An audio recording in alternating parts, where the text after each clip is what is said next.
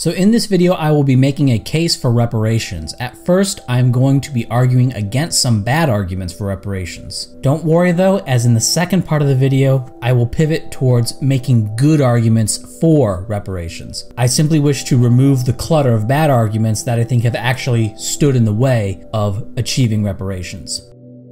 So first, what are reparations? When talking about reparations, the word gives us a clue as to what is meant. Repair, restore to a prior state, repar, or to undo the damage that was done previously. So in the absence of the Atlantic slave trade, what would be the standard of living of blacks who are currently in the United States when talking about reparations for slavery, for example? Well, we can look to Africa to see that in 2017, the per capita GDP of sub-Saharan Africa was $1,554 per capita. The per capita GDP for the United States was $59,532 in 2017. But to get racial numbers, I did a crude conversion of median household income in the United States in 2016, which was $59,039, or 0.9917 times that of the per capita GDP in 2017, according to the World Bank. So with this divisor, I then took the median household incomes of blacks and whites and then divided them by 0.9917 to get a crude estimate of the per capita GDP of racial groups in the United States. With this, we have blacks at $39,820 per capita, or 26.52 times the material standard of living of blacks within sub-Saharan Africa. So reparations on these grounds would require us to massively reduce Black American standard of living. And obviously that's silly, so this is not an area of argument that can be used for reparations. Now, one counter that is often brought up is that Africa was made poor by European action, making this comparison of US blacks to African blacks' living standard invalid. Two things to say about this. First off, the effect of European colonization on Africa, measured either by time nominally under European control or percentage of the population that is European, is causally related to the per capita GDP of blacks in those countries going up, which is evidence of a positive causal effect of colonialism. And if one is concerned about violent actions taken by these empires either to initially establish the European empires in Africa or to put down later anti-colonial revolts, keep in mind that life expectancy rose under European control, not fell. And this is probably a result of Europeans stopping intertribal war. Again, when talking about reparations, you have to ask what the prior baseline was. The prior baseline in Africa was also economic stagnation. Not only did sub-Saharan Africa stagnate at roughly $500 per capita in 1990 dollars prior to the Berlin Conference, which divided up Africa among the European states, but it had stagnated at this value from 1500 to 1881,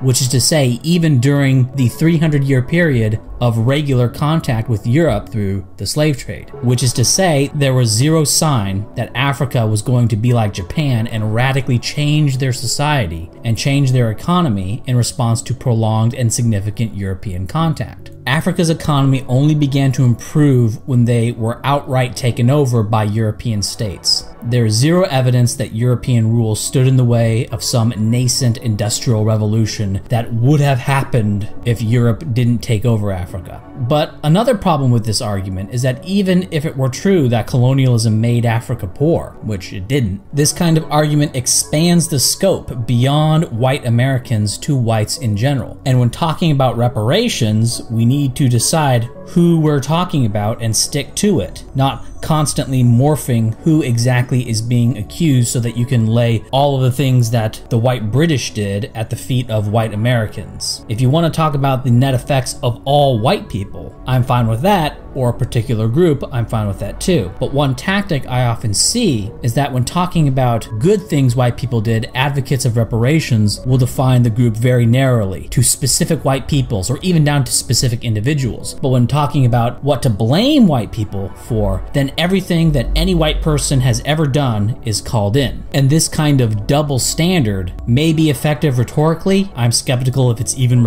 effective rhetorically, but it is not going to hold up in a long-term debate. especially a legal argument about reparations. If you want to do something like that, you have to more clearly define the parameters of the debate. Who are you talking about? Reparations from who to whom? And so even if colonialism did make Africa poor, well, that's not anything white Americans really had much to do with.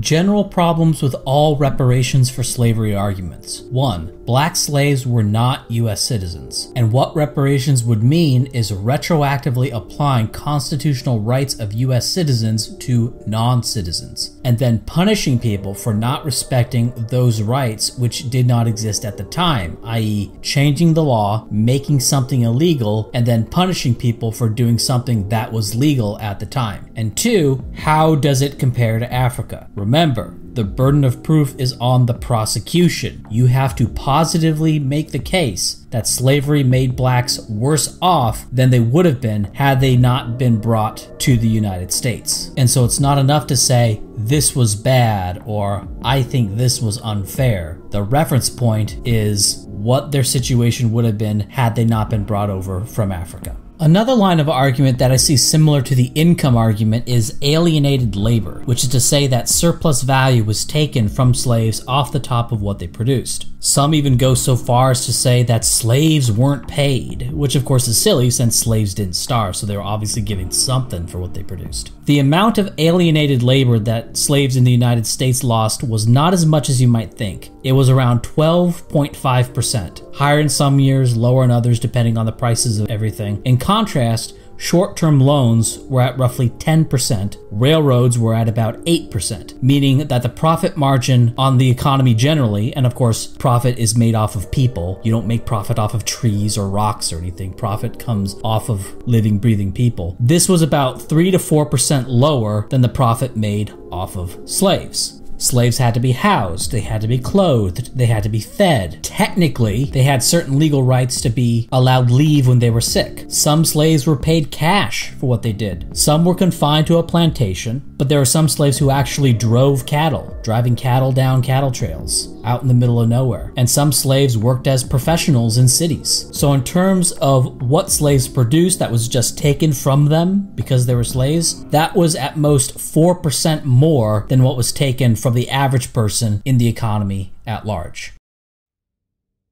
Unreasonable hardship of the labor. In 1859, about 15.4% of slaves were not agricultural workers. About 6% were either artisans or construction workers, 6% were unskilled laborers, and about 3.5% were classed as white-collar workers, bookkeepers, managers, etc. The other 74.6% were agricultural workers, but this also includes slaves that worked mostly indoors inside a manor, for example. We don't have any data on black literacy before 1870, when the first census after the Civil War was taken. That year, the black literacy rate was 20.1%. By contrast, India and the continent of Africa did not achieve a 20% literacy rate until 1950. And in the year 1870, that same year, Russia only had a literacy rate of 15%. In 1860, about 53% of the US population was employed in agriculture, but about 80% of the southern white population was employed in agriculture, and about 84.6% of southern blacks were employed in agriculture. Yes, blacks did work in agriculture at a higher rate than whites did, but not as much as you might think, especially compared to whites in the South at the time. In addition, southern black agricultural slaves did not work particularly long years. John F. Olson, in his analysis on productivity of southern cotton farms and free cotton farms, came to the conclusion that black slaves worked 2,798 hours per year versus whites who worked 3,130 hours per year on free white farms. In addition,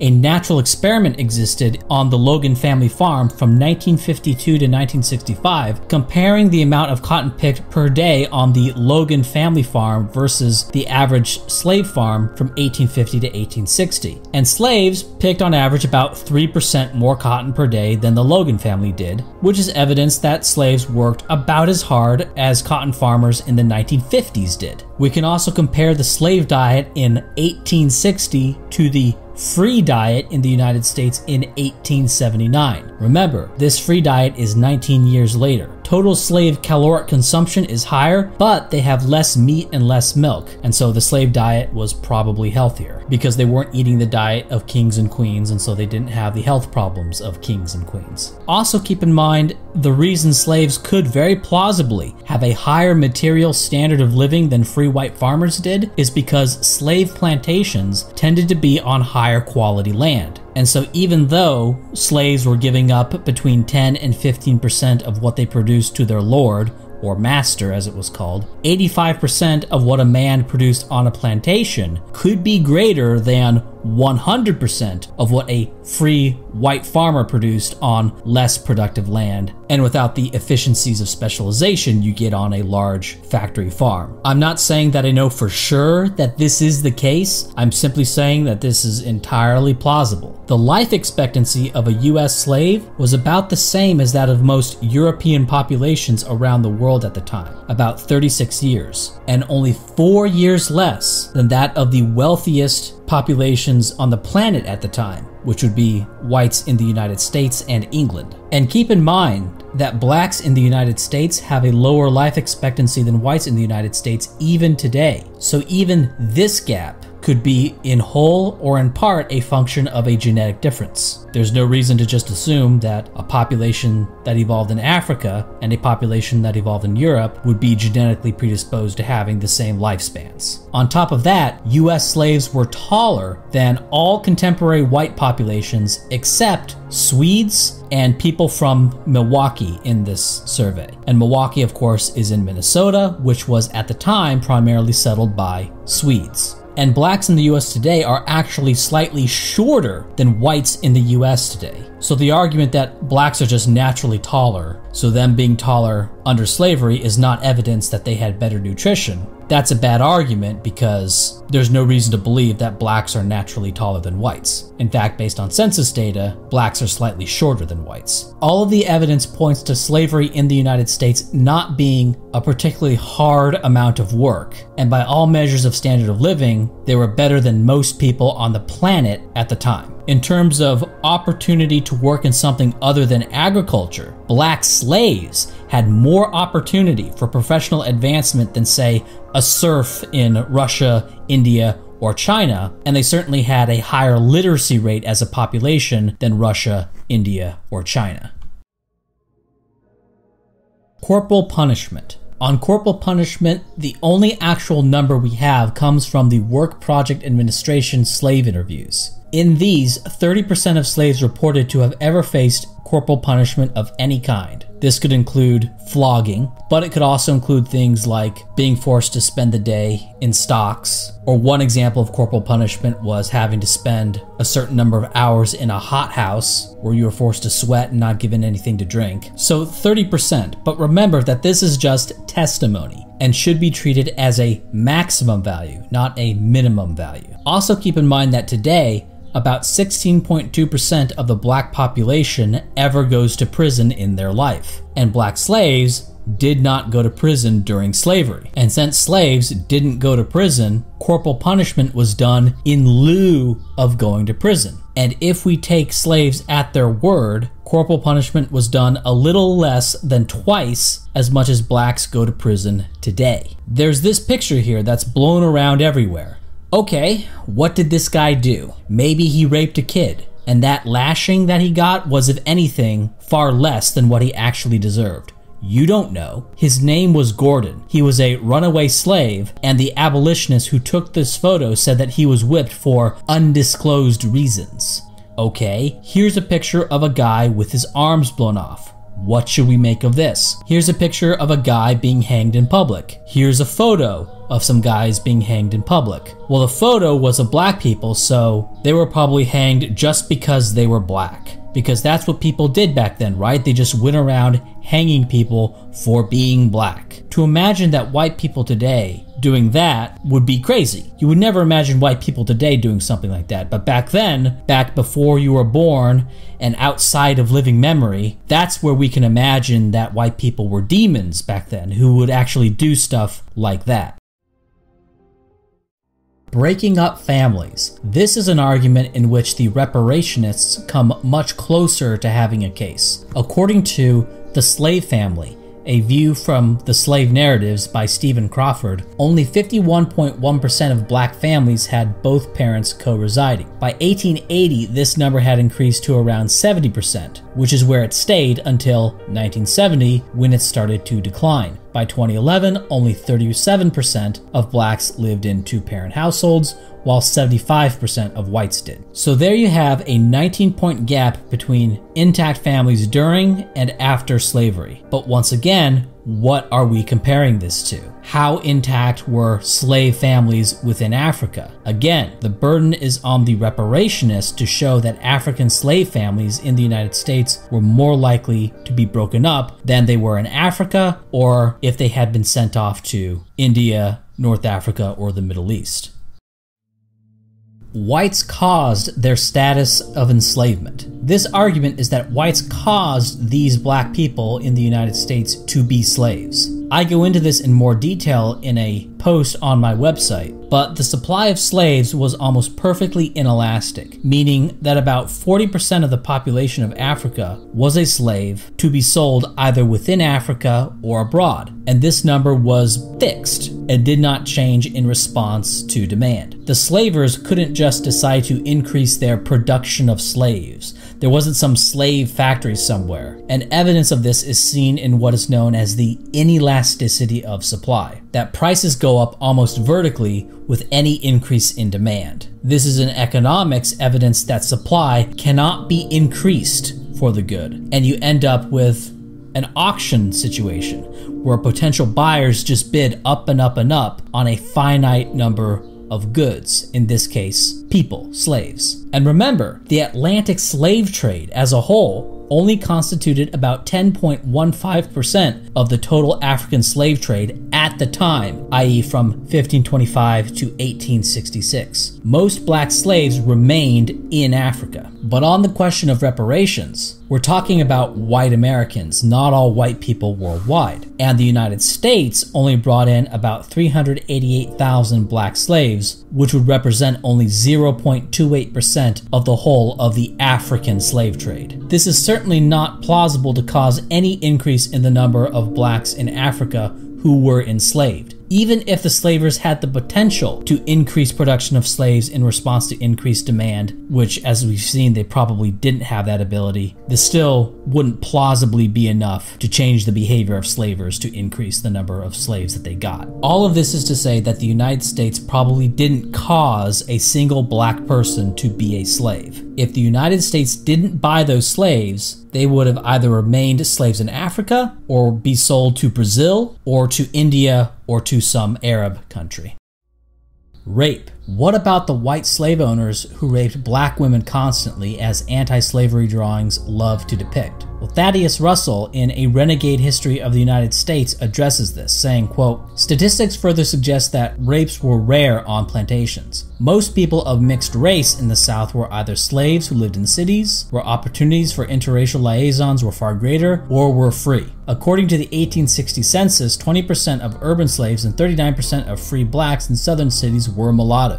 Of the slave population as a whole, mulattoes made up only 7.7% in 1850 and 10.4% in 1860. Moreover, only 1.2% of the former slaves interviewed by the Works Progress Administration in the 1930s reported being raped by a master, only 5.8% reported hearing about the rape of another slave, and only 4.5% said that one of their parents had been white. According to Fogel and Angerman, all of the available evidence taken together indicates that the share of Negro children fathered by whites on slave plantations probably averaged between 1 and 2%. Even Fogel and Angerman's most hostile critics concede that it was no more than 8%. There is also evidence of significant numbers of consensual relations between white men and slave women, which would make the percentage of slave children produced by rape even smaller. One thing I will note is that this idea of masters raping slaves sounds similar to the idea of prima noctis, the myth of lords who would rape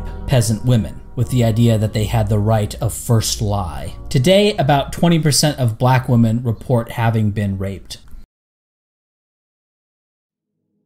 Whites gained from slavery. Okay, if white Americans didn't cause blacks to be slaves, certainly they benefited from having slaves. This gain is ill-gotten and thus blacks deserve that back. Well, perhaps the actual men who actually ran the slave plantations benefited. The ones who actually had slaves and a large estate to profit off of slavery. But even this isn't certain, because in the absence of slavery, what would these people have otherwise invested in? Because you have to have a certain amount of wealth up front to be able to buy slaves anyway. They would have invested in railroads or types of manufacturing. On average, these things were about 4% to 3% less profitable than slaves, but those things scale up. Even though slavery is more profitable, it is an economic dead end, which is why the North ended up having much more economic upside from investing in industry than the South did by investing in slaves, even though slaves were technically more profitable than industry. Slavery doesn't go anywhere, whereas industry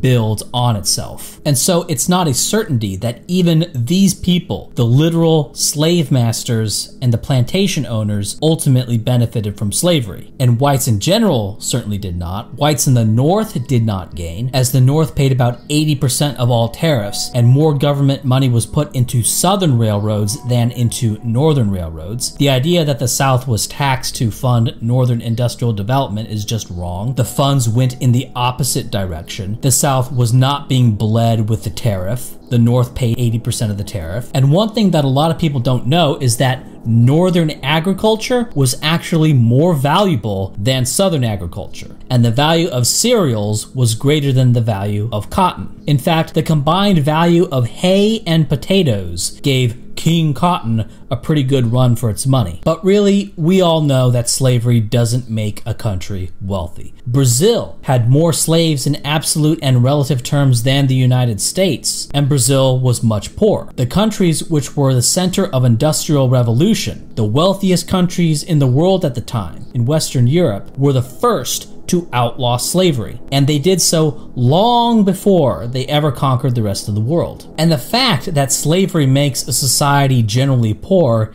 is a truism that we all know. But as soon as black slavery in the United States is brought up, then we must suddenly assume that it was profit off of them that industrialized the North. But for whatever reason, profit off of slavery did not fund industrialization in the South. It all just went north where they didn't have slaves. So this bizarre argument that slavery benefited whites in the US isn't the application of a general historical economic principle, but it's something that is only done when talking about black slaves in the United States specifically. Moreover, the general backwardness of the South and countries like Brazil compared to the northern United States and countries like England and Germany should be considered evidence against this idea that slaves fund the development of the rest of the economy of a country. Whites in the US would have been much better off without slavery, just as all countries are better off without slavery. Blacks, however, as we have seen, would have been about 25 times worse off without the Atlantic slave trade. But even on this, remember, your modern conception of rights versus conceptions of rights at the time, and punishing someone for doing something that would later be illegal. So even if whites did gain from slavery, which they did not, you would have to point out what rights were violated. And the answer is none, because they didn't have rights because they weren't US citizens. They were physically in the United States, sure, but legally they were still in Africa. Think of it like this. Would it make a difference if the slave masters didn't import slaves, but went to Africa instead and set up the cotton slave plantations within Africa? No, it would make no substantive difference. So why should it make any difference if those plantations just so happened to be physically located in Brazil or India or Yemen or the southeastern United States? Why should the question of whether they were entitled to US constitutional rights be predicated on where on the map the slave owners decided to set up their plantation? Inequality today. So now let's move past slavery and get into segregation. After 1865, we're not dealing with slaves shipped over from Africa, but now we're dealing with formal US citizens. And so past this point, being better off than Africa isn't enough. They're now full US citizens and are entitled to all the rights of a citizen, but no more than that. One argument that is constantly put forward for reparations is the mere existence of economic inequality between racial groups. That inequality itself is evidence of the effects of oppression. But this creates a morally hazardous situation where one group can just suck and use their suckiness as evidence that other groups are oppressing them. I'm not necessarily saying that this is what blacks in the US are doing, but the fact that this could potentially happen means that inequality per se cannot be treated as prima facie evidence of oppression. Some groups can be poorer or wealthier than other groups based simply on the pathologies and collective decisions and norms of that group, as well as their genetics. And on genetics, I have my opinions, but at the very least, we can say it hasn't been ruled out. For all those who say we must find the genes to prove anything is a function of genes in humans, I disagree with that standard, as this would nullify basically all of biology and all hereditary studies. But for the sake of argument, let's go with this. Let's say you have to find the gene to establish that anything is genetic. Well, this cuts the other way. Based on this find the gene standard, you can't say something is not a function of genetics if you haven't found all the genes and what they do, right? Because there could be some set of genes that explain all of the group differences. So if you haven't found all the genes and what they all do, you can't just say everything is down to environment now. The find the gene standard implies that one cannot infer genetic causation without finding the specific genes, but then to be consistent, you must also say that you can't assume something is non-genetic unless you have ruled out all potential genetic causes, which is to say that the mere existence of inequality cannot be assumed to be non-genetic. And if it is non-genetic, well, even then, it could still be a result of bad decisions of the poor group and whatever bad pathologies and norms are causing them to be poor internally, not a result of oppression from external. Which is to say, the mere existence of inequality is not evidence of oppression or a requirement for reparations. School quality. Prior to 1952, black schools had, on average, about half the funding that white schools had. Now, we don't get things like the National Assessment of Educational Progress until later, and frankly, I don't trust those results, because the people administering the tests are precisely those people with an incentive to cheat. But it doesn't matter because we have IQ data that long predates NAEP data. So first, we can look at war draftee data and the IQ gap between blacks and whites. In World War I, the IQ gap was 1.116 standard deviations, or 17.4 points. In World War II, it was 1.52 standard deviations, or 22.8 points, and it was the same in Vietnam. You might say, weird sample, there's something going on, but I don't know what it is. Fair enough. We can also look at black-white word sum score gaps by birth cohort, which come from the United States government's General Social Survey. Blacks tend to do better on verbal than nonverbal tests, and the full-scale IQ differences between blacks and whites is inferred based on this. So here we see blacks in the time when they were getting less school funding doing about as well as blacks who started to get the same amount of school funding as we get closer and closer to Roe v. Wade. It's not until the 1940s and 1950s children when you start to get past Roe v. Wade. An analysis done by Human Varieties looking at 700 studies over the 20th century found a slight narrowing of the black-white IQ gap. However, the gap actually widened immediately after Roe v. Wade and the Civil Rights Act. Now, I don't think Roe v. Wade and civil rights actually caused the gap to widen. I'm simply saying that whatever effect those had was inconsequential enough to be lost in the noise. In fact, if we go back to Shuey's analysis, which goes back to 1921, and combine that with the Human Varieties data, we can see that the black-white IQ gap has been widening since at least the 1920s, peaked in the 1970s, and then rapidly narrowed, and then flatlined in the 2000s. In addition, we know that changes in school funding over time in the United States has not increased standardized test scores, with all the caveats of how meaningful standardized test scores administered by the schools themselves even are. And we know from lottery voucher studies that someone who applies for a voucher and gets one does just as well as someone who applies for a voucher and doesn't get one. You may think lottery voucher studies are cruel, as it's literally a lottery as to whether or not you get to go to the supposedly good school or have to stay in the supposedly bad school, but they function as a natural experiment with a random sample, and they show that it's the people applying for the voucher that matters, not the school itself. South. So currently existing variation in school quality doesn't really matter. I'm not saying that schools couldn't be improved across the board. I'm simply saying that there's not much difference in terms of whether or not you go to a quote-unquote good school or a quote-unquote bad school. The algebra they teach at one school is the same as the algebra they teach at another school. This is also the same for universities. The physics they teach at Oklahoma State is the same physics they teach at MIT, but that's another rant for another time. Some may argue that while variation in school funding may not matter much today, it could have mattered a lot back in the 1880s, where having half as much money for schools was the difference between having a pencil and paper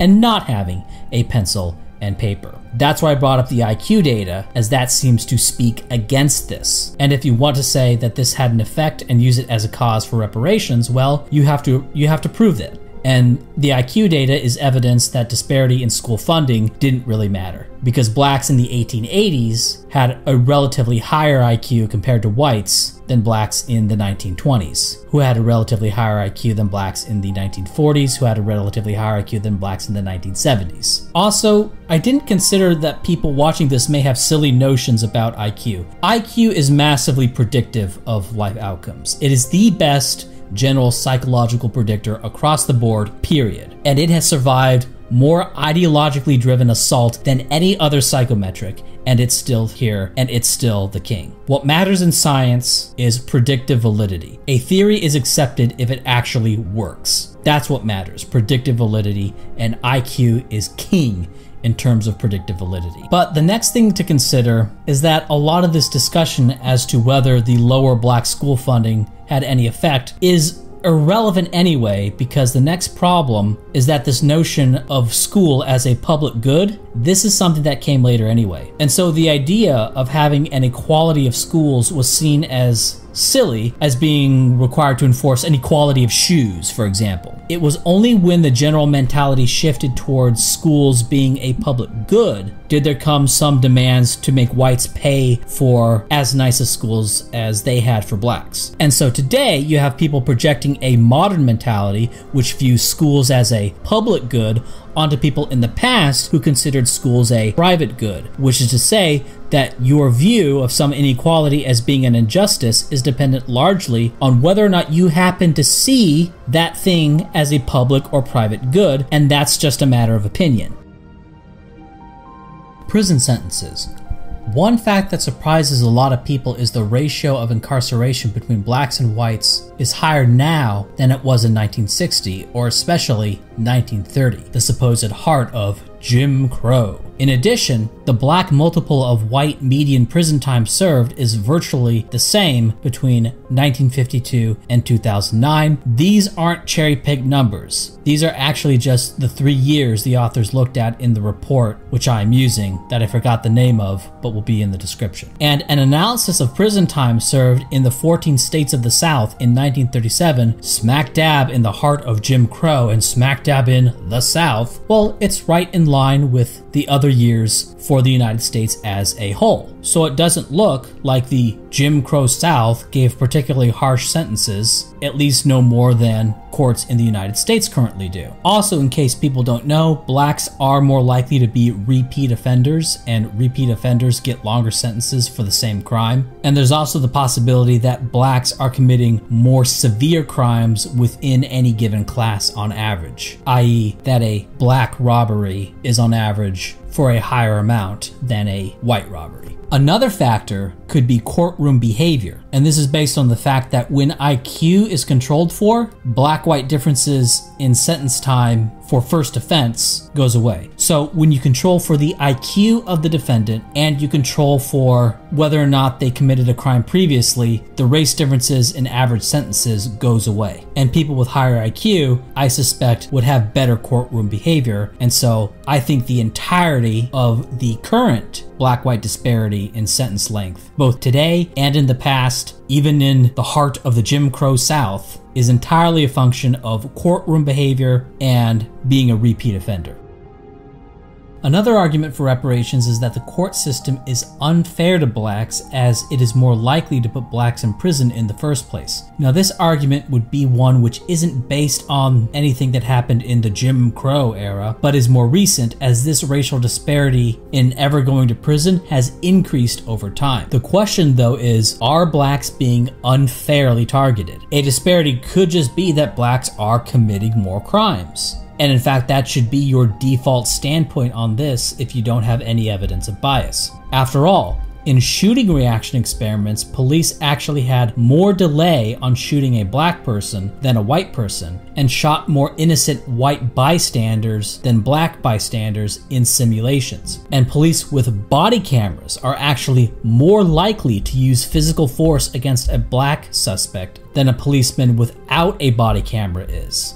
But the way we really know that race differences in incarceration are probably in alignment with how much crime is actually committed, give or take maybe 10%, is the homicide data. With homicides, there's a dead body, so you don't have to deal with the question of what gets reported or not. With homicide, they almost all get reported, and it's not CSI. Most cases are plea bargains, and it's not a mystery who done it. In other crimes, like rape and assault especially, it's more subjective and subject to reporting. And given that blacks are actually more overrepresented in homicide than they are in crimes which have more subjectivity and reporting variance, this is evidence that, if anything, black crime overall is being underreported, given that homicide sticks out compared to the rest. We can also look at the National Crime Victimization Surveys. That's surveys of people who claim to have been a victim of a crime report the same proportion of blacks as perpetrators as the police do, which is evidence that the police, on drug crime and racial disparity, the problem is that claims that blacks use less illegal drugs than whites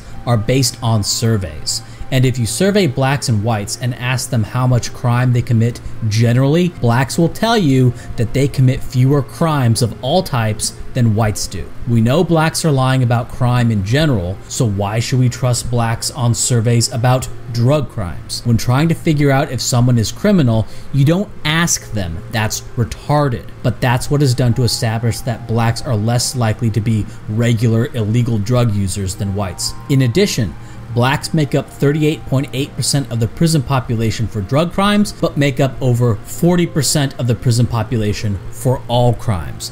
Which is to say, there's no evidence that blacks are being unfairly targeted by drug laws any more than they are targeted by laws against crime in general. This is not an endorsement of the war on drugs. That's a different topic. I'm merely saying that these laws are not being unfairly applied on the basis of race. Public hangings. Public hangings and various other forms of public execution have been around for at least as long as known history, and probably well before that. For some reason though, public hangings in the United States are called lynchings. The myth about lynchings is that blacks were unfairly targeted by these. But when you simply factor in the proportion of the population of the South that was black, the black multiple of whites who were publicly executed was actually lower than the black multiple of whites who are sentenced to prison for violent crimes today. This, of course, raises a hard question. Is the current legal system as horribly biased against blacks as the lynch mobs were, or maybe the lynch mobs, for the most part, got it right? Well, based on the above evidence, it looks more like the lynch mobs got it right than that the current legal system is horribly biased against black people.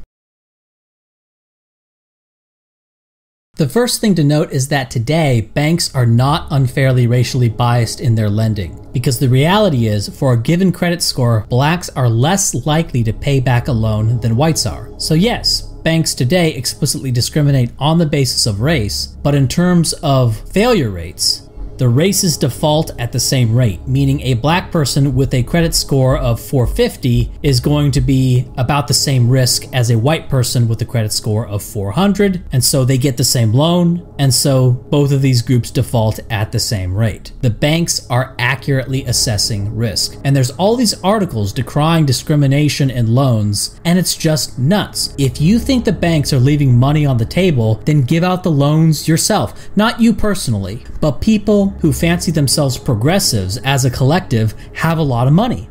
They could start lending. If you think blacks or whoever is being unfairly discriminated against, well, that's a profit opportunity for you. Put your money where your mouth is. Organize and give these people loans at the same rate as whites for a given credit score. Now, they tried this back in 2007 to 2008, and it resulted in what was called the subprime mortgage crisis, and the lenders all had to be bailed out by the government, although really this policy goes back to the beginning of Fannie Mae and Freddie Mac, that all the critics of redlining and loan discrimination were telling lenders to do. We actually did that. And in 2007 to 2008, the result was hundreds of billions of dollars of bad loans and a general economic recession, and it did not result in a bunch of black people getting nicer houses. Now, a variation of this argument on loan discrimination is that blacks were forced into bad neighborhoods.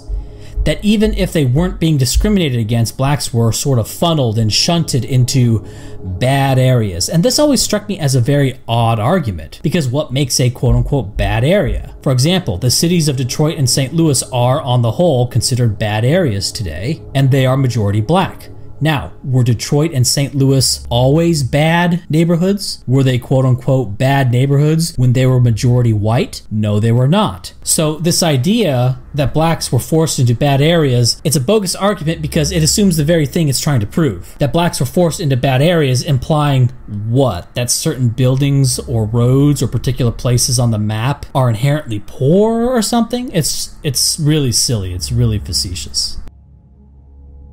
So the first problem with the idea that racial segregation caused the black-white income gap is that the black-white income gap has been remarkably stable. In 1880, within the South, blacks earned about 58.36% of what whites earned. In the North, they earned 73.51%. At first blush, you may assume that this lower percentage in the South is just a result of the racism of the South. Okay, but it could just be that the blacks who managed to get north were just better people, either for genetic reasons or for circumstantial reasons that made them just better people, and as a result, their population was relatively closer to that of whites than blacks in the South were. In arguing for reparations, you can't just assume that blacks in the North and blacks in the South behave the same. In 2016, blacks in the US had a median household income that was 63.84% of the white median household income. This is for the whole country. In 1880, if you compared blacks to the whole country, their median income would have been only 37% of the white income. But that is simply because the South itself was so poor. And so if you go back in census data, you'll see what looks like a narrowing of the black-white income gap from 1880 to 1970. And technically, yes, that is happening. But it was a function of the economic rise of the South from its parlor state in 1865, not a rise of blacks in particular. You can say there was a narrowing from 1972 to 2016, 1972 being the first year the census differentiated Hispanic from non-Hispanic whites, which is why I used it as a starting point here, and then proclaim that this is the result of the 1965 Civil Rights Act. Well, maybe, but another explanation would be this is simply a result of direct racial quotas, or affirmative action as its euphemism. For example, for the same education level, whites tend to have an IQ of about 10 points higher than a black person. Of course, today, private companies try to guard against this by factoring in the over-credentialization of blacks and when looking at applications, but government jobs can't do this, and so you end up with blacks being given an inside track to government work. Because private companies can look at this affirmative action and say, oh, blacks are over-credentialed, so I'm gonna mark you down for being black on your application because I know it's easier for you to get a credential because you're black. So private companies do that, governments cannot do this. And as a result, blacks have a huge advantage because of affirmative action in getting credentials, in getting government jobs, though not necessarily private sector jobs. The second problem with the segregation hurt black income argument is that there's no correct black income that you can point to here. Is the correct black income, or the fair amount of income as a multiple of whites that blacks get, is it 50% of white income? Is it 60%? Is it 100%? Is it 150%? Why not 200%? Why isn't 200% the correct number? Why not in a fair and just hypothesized society, in an idealized society, why wouldn't blacks earn twice what whites earn? Why do we assume it would be 100% of white income? Why not 200%? Why not 300%? Why not 10%? This idea that blacks earning the same as whites earning is what would happen in a hypothetical, fair, totally fair society. This is just made up. You have no idea what it would be. The number that it is now could be what you would get in a hypothetical fair society. Now, the third problem with demanding reparations for racial segregation was that it was considered fully constitutional at the time. Now, I think I've done enough to establish that whatever economic effect segregation had on blacks, it probably wasn't very large. But let's say segregation had negative economic effects on blacks. Okay, well, one family not allowing you to be part of their family business, that may result in you being poor as well. So that's sort of a family level segregation that excludes you from business opportunities. Or a special religious convent not allowing you into their schools could, in theory, make you worse off, although as seen previously, it probably wouldn't. But for the sake of argument, let's say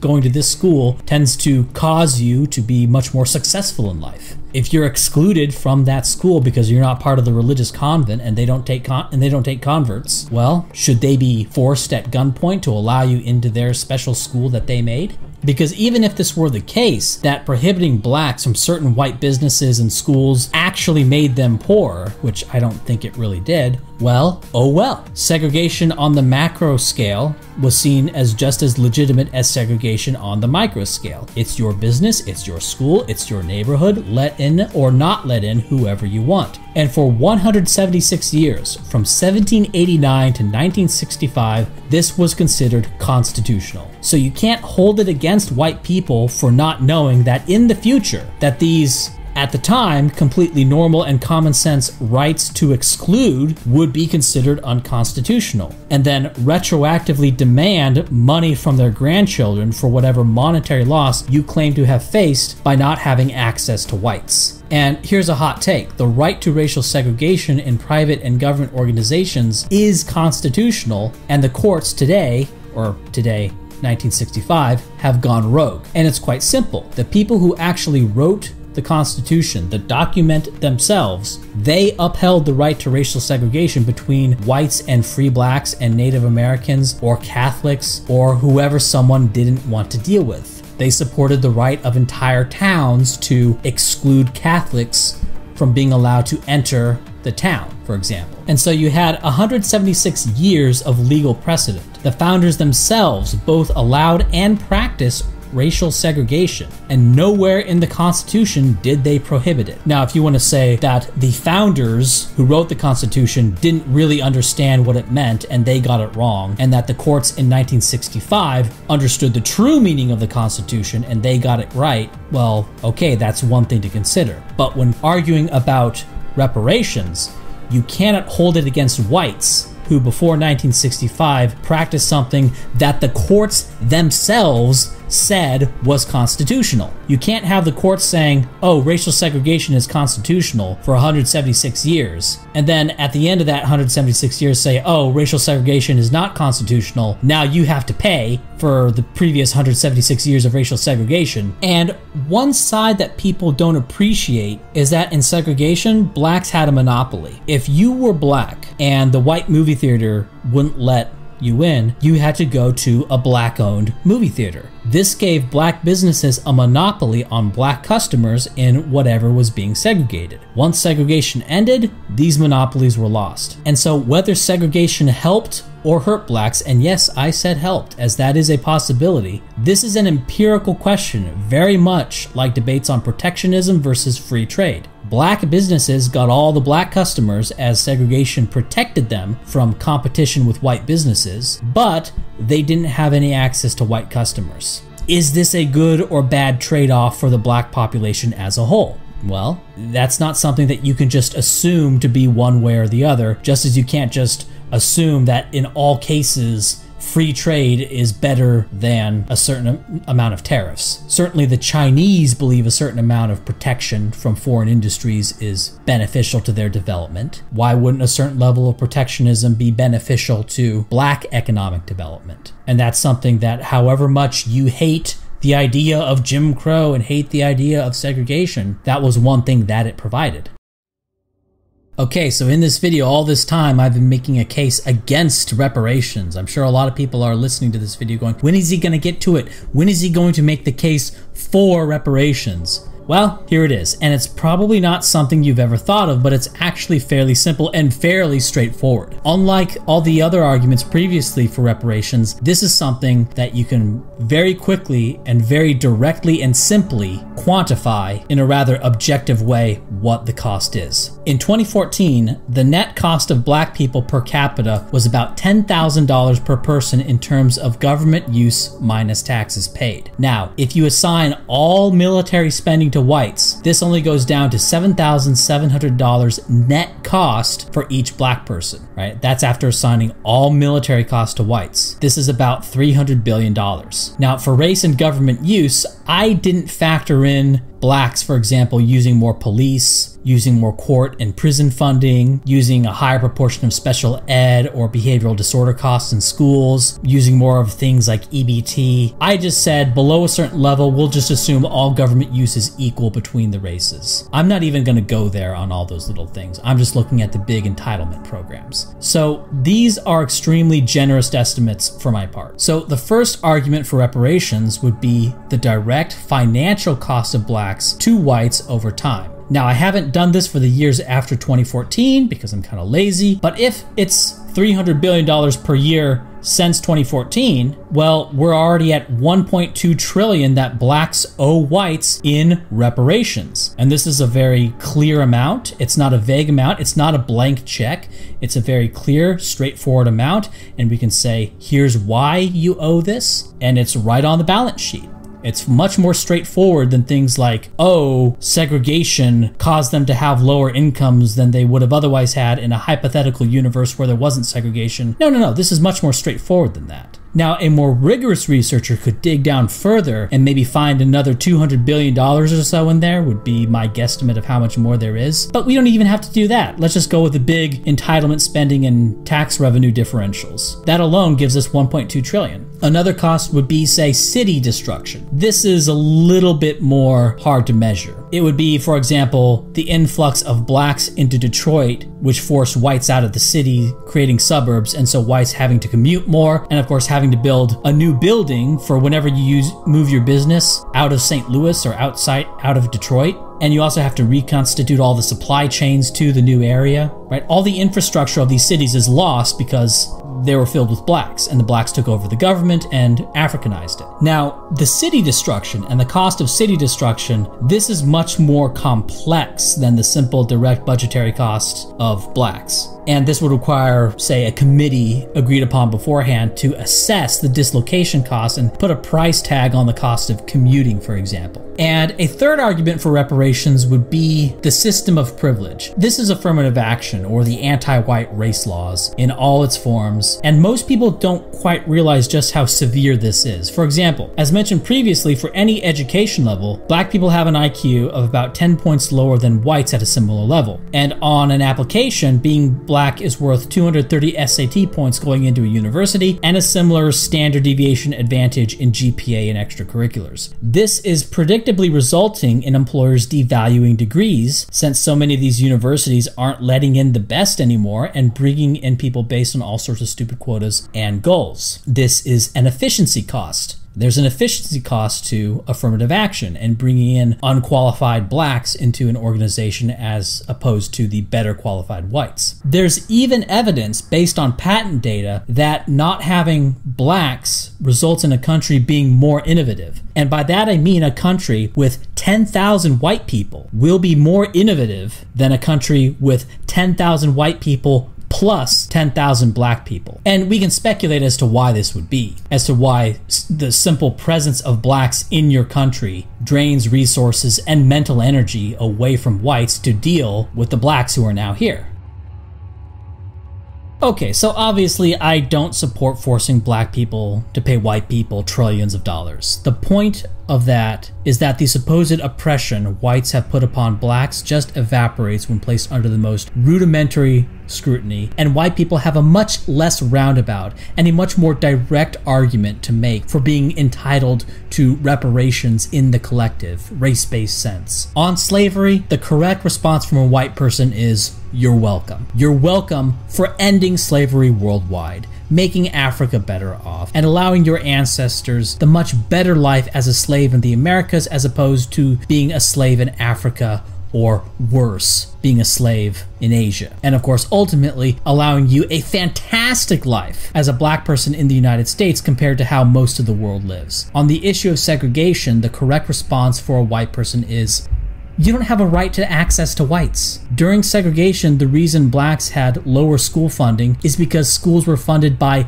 local taxes, because schools were seen as more of a private good, not a public good. Whites weren't taking money away from blacks, and blacks in the US were never poor. That's another point to make here. Blacks were never poor in a global sense. Blacks in the US, as far back as 1865 and probably well before that, were wealthier than Russians. Always keep that in mind, that at no point since 1865 have blacks in the US been poorer than Russians. And you don't hear Russians talking about how their schools are bad or that they're put upon because they don't have access to white Americans or any of that garbage. Whites weren't taking money away from blacks, and the situation of blacks in terms of literacy rate and professional skills right after slavery was better than that of the Chinese or Indians or Africans, and certainly better than that of African slaves. A pinch test in all of this for who is oppressed is who is fleeing who. The oppressed flees the oppressor, right? If you're actually being oppressed, your thoughts center around escape. Okay, who is the white fleeing? When blacks move into an area, whites leave. What countries are black immigrants flocking to? Well, they're flocking to white European countries. Why are they going to white European countries if blacks are so oppressed and put upon there? So before you think of me as being aggressive or mean in this video, honey, I'm just punching back. What's amazing is you have all of this over-the-top anti-white race hate being publicly funded at universities. And there's this whole historical narrative that's being pushed in schools directly squared at demonizing whites. And this narrative about what slavery was like, and even what segregation was like, was established before any of the studies were done, before any of the empirical research was being done. Let me ask you this. All the hubbubaloo about the Civil Rights Act and about how blacks were put upon by segregation, what was that? That was a media and politician-created event. Was Martin Luther King citing a bunch of statistics? Was Martin Luther King presenting data and evidence that blacks have a raw deal from segregation? No, he made emotional appeals that were amplified